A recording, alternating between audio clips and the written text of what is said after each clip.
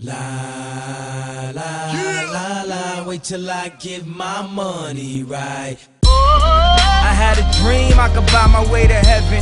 When I awoke, I spent that on a necklace. I told God I'll be back in a second. Man, it's so hard not to act reckless. To whom much is given, much is tested. Get arrested, guess until he get the message.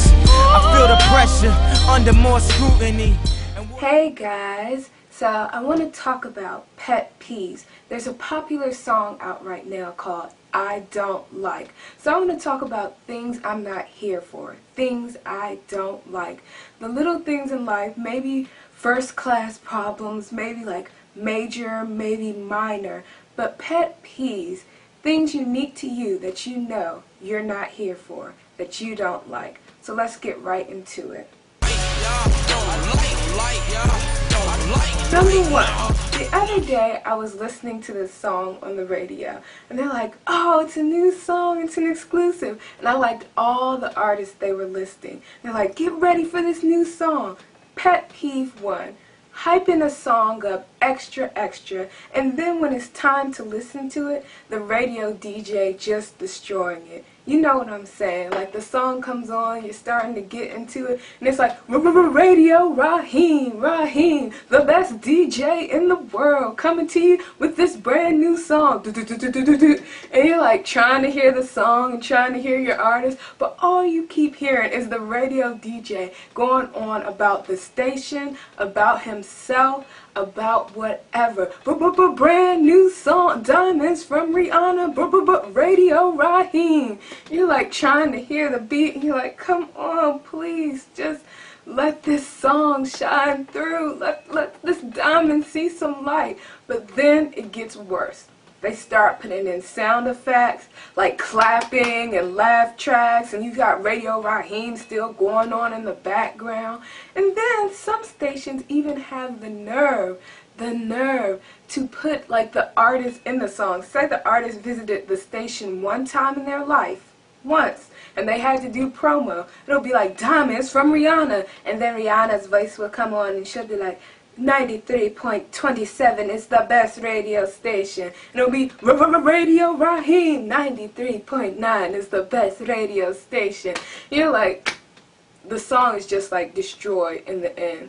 And don't let them be from like a famous state or a big city. All you will hear in the background, on top of the sound effects, on top of the radio DJ, on top of the promo from the artist, it's like shout outs to their city. Miami, New York. So, pet peeve number one, radio DJs and programmers who do the most, especially when you want to hear a new song.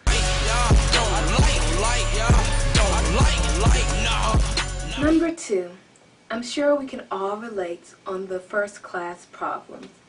You get something minor that happens to you, maybe a breakout, you stub your toe or something, and you go to the site WebMD.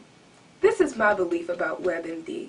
It's a site that's supposed to like give a diagnosis based off your symptoms. And it's general, and it's not a 100% guide, but it's supposed to have some levels of accuracy. So let's say we're going into WebMD. You stubbed your toe. You go in there, you're clicking those symptoms. Why every time WebMD gives you the diagnosis of death? Like just the worst diagnosis ever. A stubbed toe can be just turned in like your foot is going to be crippled forever. And like some people, you know, they're going to believe this, or at least it's going to give them a paranoia throughout the day. So then suddenly they don't know why they're like just walking with their foot a certain way. They have all these thoughts running in their mind, and it's because of WebMD. And you know what my personal belief is? If y'all remember like the 90s show Family Matters, Carl Winslow was the dad. And every time one of the characters, especially the children, did something, whether it was like minor or like more extreme, Carl would have it turn into like the worst scenario, or the worst scenario would happen on the show. For example, Laura the daughter would take a diet pill, and of course she had to die. This was one diet pill, but they had to turn it into the most extreme example, I guess, to teach a lesson. So my personal belief is, Carl Winslow retired, and now he runs WebMD, and he wants us all to learn lessons out there, to be more careful when you stub your toe, that your breakout might actually be a crazy elephantitis going on your face.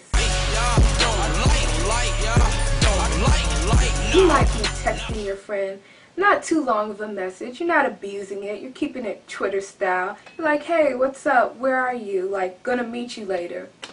And they'll respond back, yup, or some other one-word reply.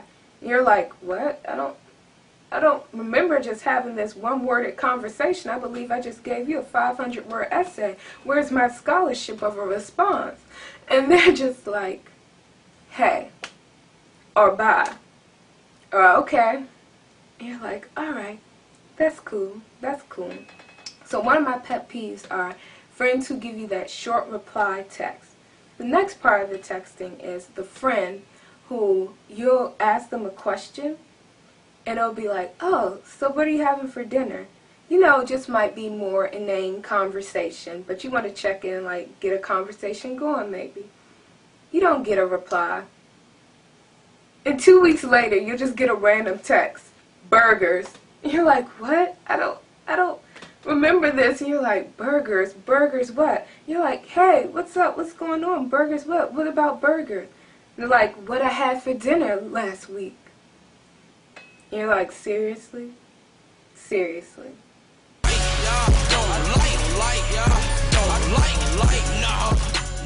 People who you hang out with, acquaintances, friends. Say you're in the store and they notice something disheveled on a shelf. And they'll be like, oh my gosh, I have to fix this or I can't look at this. OCD. And you're like, what? Really? Obsessive compulsive disorder? Really? Alright.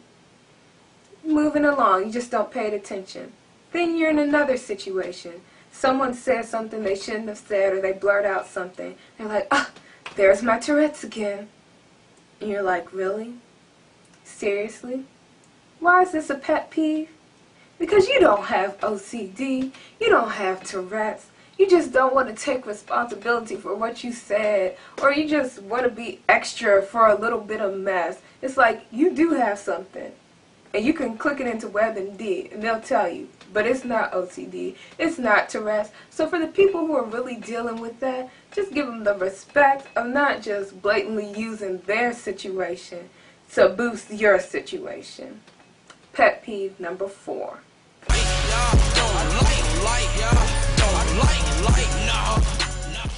Pet peeve, speakerphone. I hate being on speakerphone with people because, like, it always echoes back. Whenever you talk to someone, you just keep hearing your voice over and over every time. And like a lot of people, you don't typically want to hear your voice while you're speaking, or a lot of people don't like their voice the way it sounds over the phone. So the last thing they want to hear is it magnified, echoed, Beyonce mic'd out on speakerphone. Also a speakerphone, you never know, like, where they have you. A person can have you on speakerphone. You think you're having this ultimate private conversation, revealing your WebMD results because you stubbed your toe and now it's telling you have a crippled foot. And you're telling your best friend Jasmine, Jasmine, I went on WebMD and guess what? I got the crippled foot. And then, like, Jasmine's like, oh, you're on speakerphone. I'm in Starbucks. And you're like, really? Really? And it's like, really, really, really, because it has that echo. Pet peeve, putting me on speakerphone. Don't do it. I'm on TV talking like it's just you and me. I'm just saying how I feel, man. I ain't one of the Cosbys, I ain't go to Hill, man. I guess the money should have changed them. I guess I should have forgot where I came from.